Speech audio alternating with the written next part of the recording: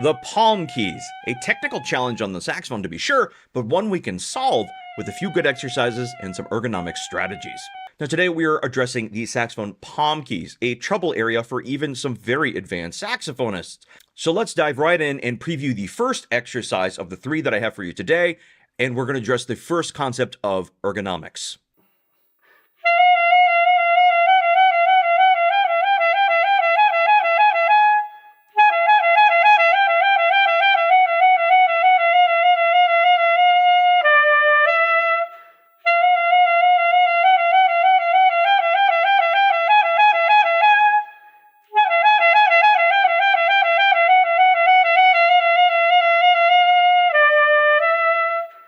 Now, technically, ergonomics describes the human being interacting with the workplace environment.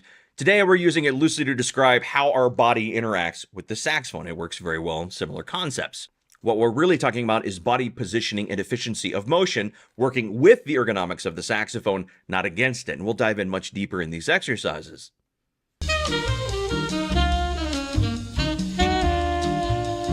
Now, before we start playing the exercises, we need to address the instrument before the instrument, positionally, not chronologically, talking about us, the human body. And so the first rule of good palm key technique is no karate. We don't. So step one, let's address efficiency of motion and minimum viable movement to open these keys. So watch my hand and notice where my fingers are in relation to the pearl keys. They're not rooted there, but they're still hanging out near the keys. My entire hand position has not changed drastically. No karate. That's costing us a fortune. No karate motions. My hand is still in the very natural playing position. Again, not locked into position, but still hanging out. The minimum viable movement to open the keys is what we're after.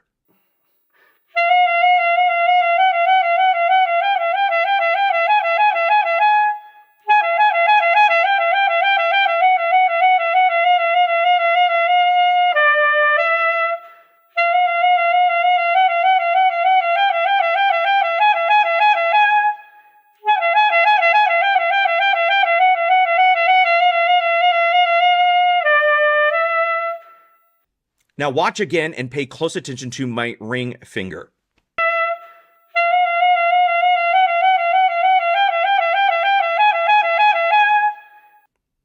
It's not anchored. I'm not firmly leaning into it or trying to feel that it's stuck there, but it's naturally, when I'm at my best and my most relaxed, it's naturally kind of hanging out in the position where it naturally needs to be anyway. Minimum viable motion, least movement possible. There's absolutely no reason to tilt the hand, raise the shoulder, engage the arm muscles. It should be relaxed, the normal playing position. I like to think of my elbows as I'm playing as not heavy, but relaxed and hanging low. The hand should be in the natural position. So even when we're playing the palm keys, our arms don't change. It's not saxophone tricep day at the gym. Our hands are in the normal relaxed position when we simply press these keys. Now let's talk about which part of your hand is actually interacting with the keys. And this is where I don't really love the term palm keys because it's not our palm opening the keys if you're doing it correctly. I've worked with small students, young children, all the way to full-grown adults and very large adults. And for most people, it's around the same point. Now for the D key or LSK1, left side key number 1, the point of contact is the proximal interphalangeal digital crease. This area right here. Now, whatever you decide to call that little bit, that's where it's going to interact for most players. For left side key 2, or the E flat key, it's the proximal digital phalange, this little knuckle area right here. And for LSK3, or the high F key as we know it, the ring finger proximal digital phalange. So these little knuckles here for the E flat and F key. D key for me strikes right about here. Strikes is a terrible word. Gently presses right about here. Now, we're two different people with two different hands and two different hand sizes. It's going to vary a little bit, but let that be a decent starting guide. Now, in tenor saxophone, it's the same point for the E flat and the F key for me, but the D key is actually right here. I don't know what that's called, and I haven't been bothered to look it up.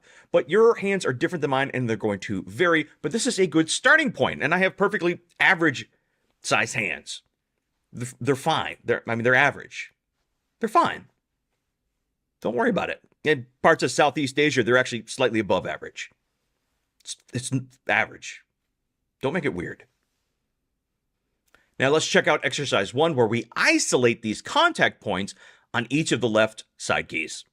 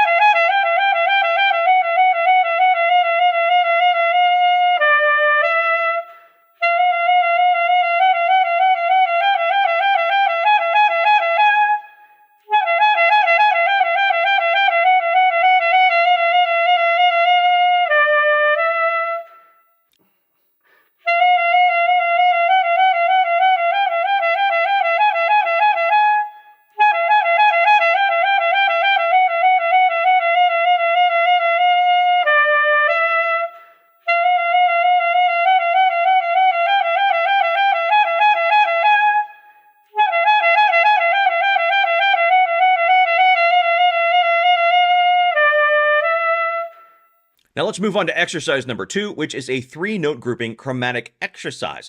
And what we need to know here is as we go higher, the fingerings are cumulative, for lack of a better word, meaning as we add a palm key, we always keep the previous one down. So as we play E flat, the D key is left down. As we add F, the E flat and D. So as we go higher, we leave all the previous ones down. Let's listen to this exercise with the 3-note chromatic groupings.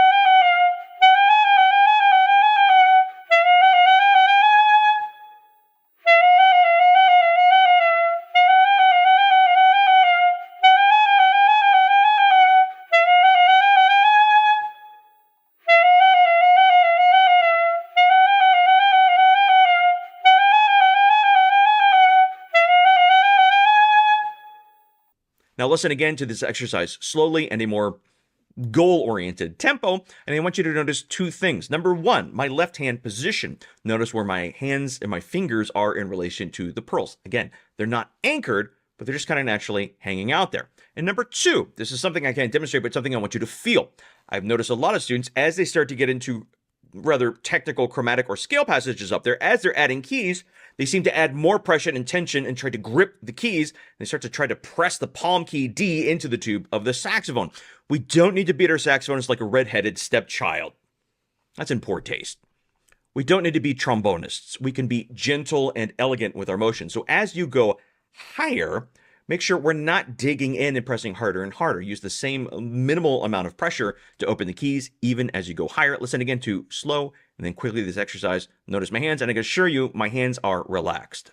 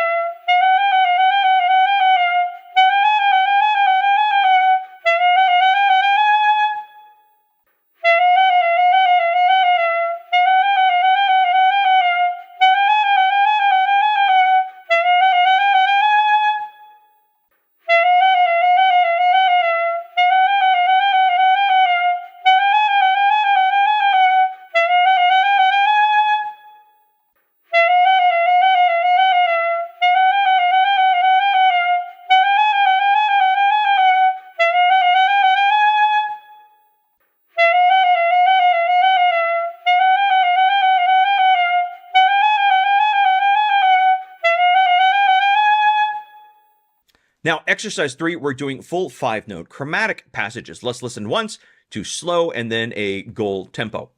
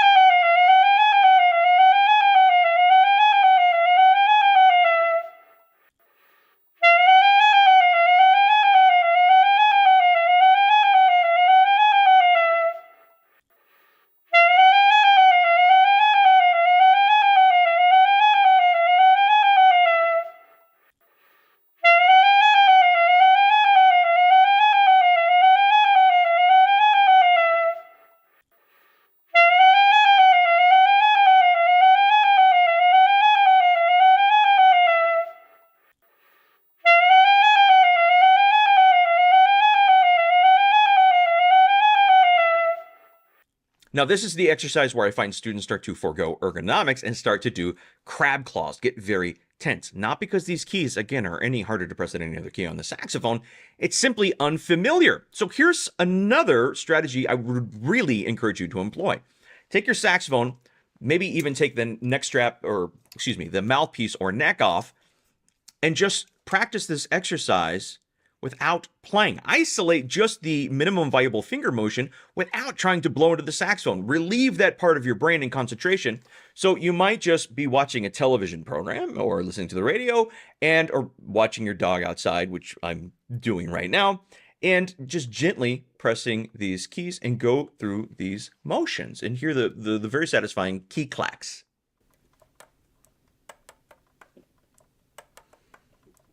Then, one step further, take your saxophone, set it down, and we're going to do some visualization and audiation. Visualization also including some of the kinetic ideas, kinesthetic, where we feel the keys. Much like an Olympic athlete trains with visualization, they picture and feel their body doing the motion. Without the saxophone, we can visualize and audiate, hear it, that chromatic motion. See if you can visualize yourself doing it and playing it without even your saxophone in your hands. Visualize and hear it. I'm thinking about sandwiches, but you get the idea. That's a very helpful technique where we can remove the concept of embouchure and squeaking and all those sort of things and just focus on that minimum viable movement. So how often do we need to do these exercises? Well, if you're unfamiliar with the keys, a good 5 minutes a day, but I wouldn't go any further than that. Don't introduce tension. You don't have to do these for the rest of your life unless you have certain physical limitations or some certain physical ailments that you're dealing with specifically. Then maybe you want to do these as a gentle warm-up to get that part of your body working. But for most of us, we can do this for a few weeks. You'll become much more familiar with these keys. Then you can use it as a brush up whenever you need to. If you're playing the third movement of the Crescent Sonata with the falling scale in thirds, and maybe use these as a warm-up, a brush up. Or if you find you're getting tense when you're playing the palm keys, take these out and brush them off. It's not something you need to do for the rest of your life, but a refresher, it's certainly helpful. Now, work on these, and I will see you next week for another lesson. Also, a fresh episode of the Saxophone Academy podcast has just dropped, and it's a mailbag discussion where Dr. Susan Venture and I answer a lot of your questions. So if you have a question you want on the podcast, list it in the comments below and label it podcast question, and then answer your question, and you might get to hear your question on the air. Or on the record, on the digital, the bits, and you know what I mean, on the podcast. Hey, I hope you have an absolute fantastic week. I will see you very soon. Go practice.